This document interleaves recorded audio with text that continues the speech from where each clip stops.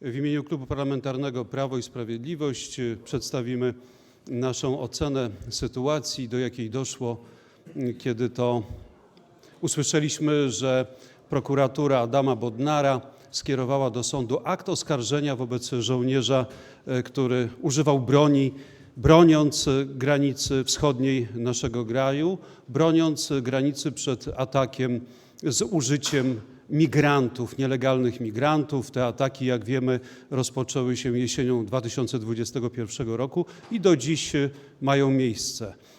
Przede wszystkim to, że akt oskarżenia został skierowany do sądu, świadczy o tym, że rząd Donalda Tuska, że Adam Bodnar jako minister sprawiedliwości i prokurator generalny szkodzą Polsce. To jest uderzenie w morale żołnierzy Wojska Polskiego, którzy strzegą granicy naszego kraju.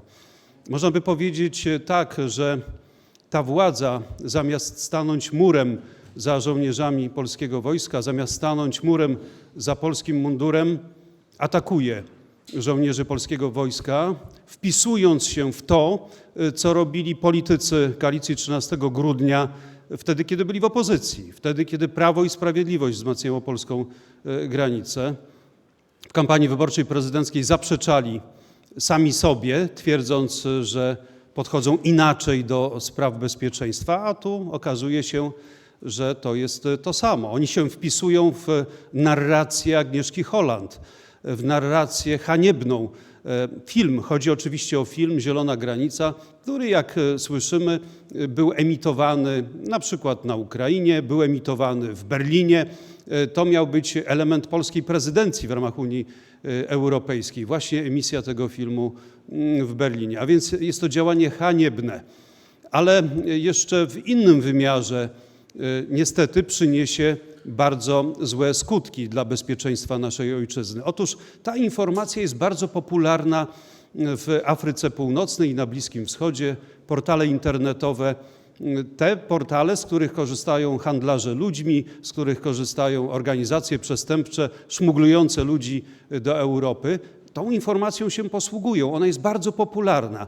Stanowi zachętę dla tych, którzy organizują przemyt ludzi do Unii Europejskiej, którzy przygotowują szturmy na polską granicę, a więc można się spodziewać tragicznych konsekwencji, polegających na tym, że presja na polską granicę będzie większa. A te tragedie przecież miały miejsce pod rządami Donalda Tuska. Przypomnę, że na granicy zginął żołnierz polskiego wojska, który bronił granicy. To była pierwsza ofiara śmiertelna od czasów II wojny światowej, od 1939 roku. Zginął żołnierz broniący polskiej granicy. Jakie wyciągają wnioski rządzący z tej tragedii? Czyżby przygotowywali medale, które będą wręczać rodzinom poległych żołnierzy na polskiej granicy? To o to im chodzi, o to chodzi Donaldowi Tuskowi. To jest szalenie niebezpieczne dla bezpieczeństwa naszej ojczyzny. To zagraża. Rządy Donalda Tuska zagrażają bezpieczeństwu Polski.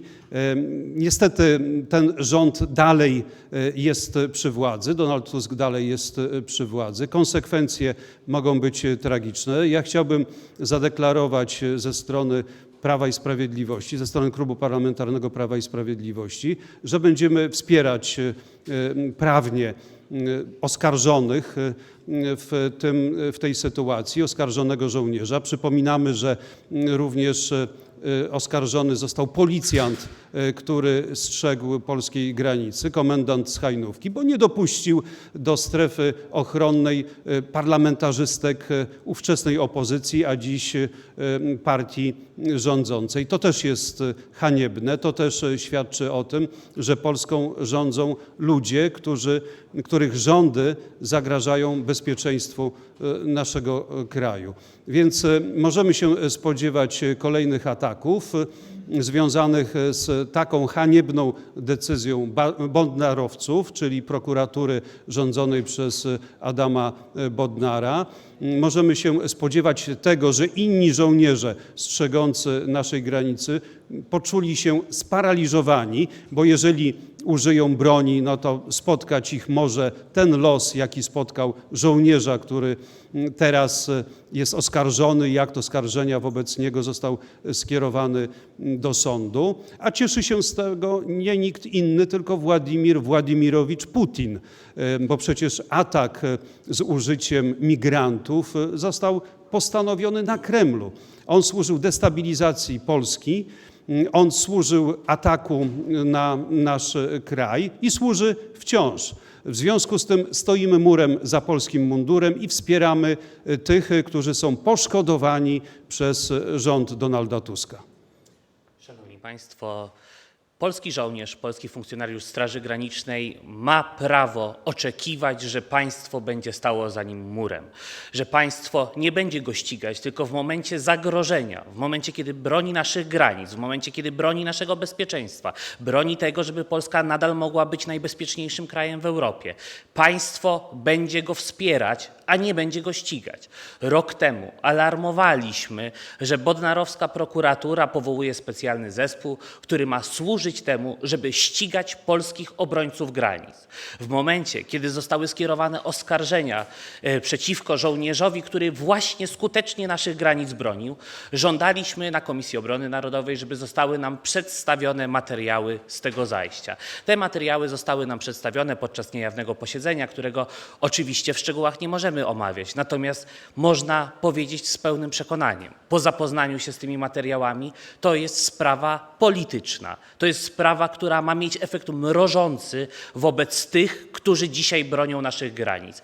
Zasadniczo nie zgadzamy się na to, żeby wracała ta polityka, która przez ostatnie pół roku była przez Platformę Obywatelską konsekwentnie kamuflowana. Polityka, o której politycy Platformy Obywatelskiej mówili, którą realizowali w momencie, kiedy byli w opozycji, biegając po naszej granicy z pizzą dla nielegalnych imigrantów, którzy wówczas atakowali tych, którzy granic bronili. Była realizowana wtedy, kiedy głosowali przeciwko zaporze na naszej granicy, kiedy głosowali przeciwko możliwości utworzenia stref buforowych na naszej granicy. O tej polityce i o tych swoich działaniach chcieli zapomnieć w kampanii wyborczej. Przez ostatnie pół roku nie słyszeliśmy nic na temat tego, jak Platforma Obywatelska, jak Polska 2050, jak inne partie wspierały nielegalnych imigrantów kosztem obrońców naszych granic. Natomiast słyszeliśmy bardzo dużo wzniosłych słów, przede wszystkim od Rafała Trzaskowskiego, ale również Donalda Tuska, na temat tego, jak naszą granicę bronić. Nie minęły 2 tygodnie od wyborów prezydenckich i nagle to wszystko się zmieniło. Nagle wróciła ta Platforma, którą pamiętamy. Platforma, która nie stoi po stronie tych, którzy bronią naszego bezpieczeństwa, tylko stoi po stronie tych, którzy polską granicę atakują, po stronie tych, którzy łamią polskie prawo i po stronie tych, którzy nastają na bezpieczeństwo każdego z nas.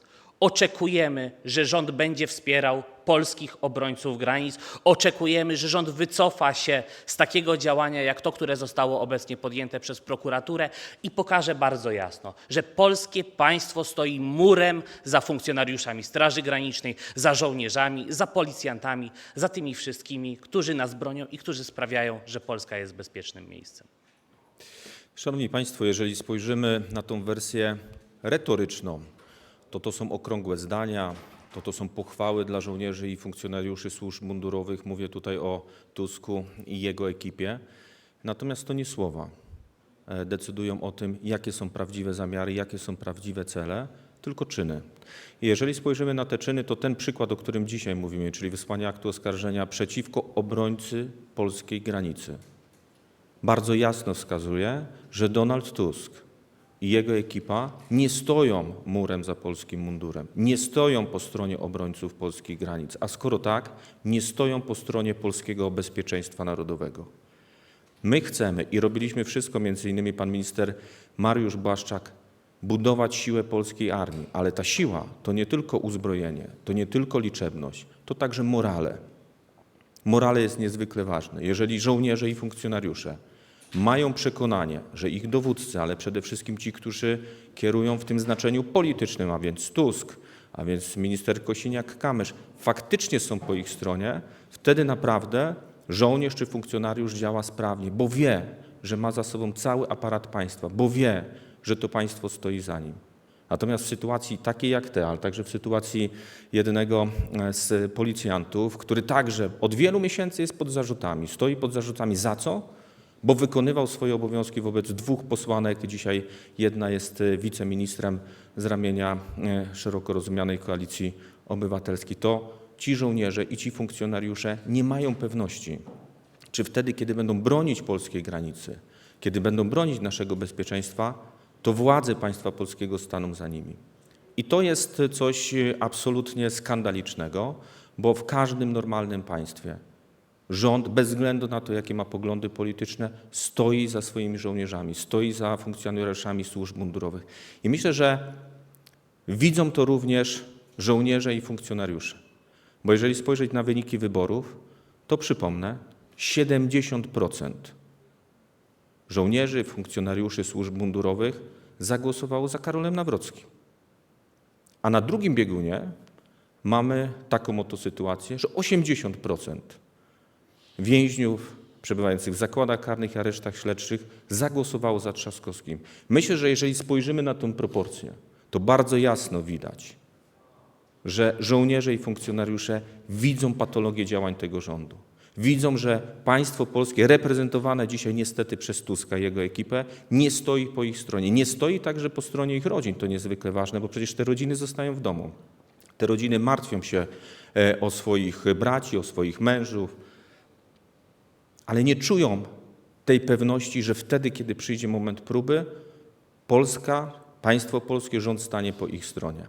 I tych przykładów mamy bardzo wiele. Przypomnę, że cały czas funkcjonuje ten zespół bodnarowców, który ma ścigać obrońców polskich granic, żołnierzy, funkcjonariuszy Straży Granicznej, polskich policjantów. Pytanie do ministra obrony narodowej Kosiniaka-Kamysza, pytanie do pana ministra spraw wewnętrznych i administracji. Dlaczego nie stanie po stronie tych, za których odpowiada?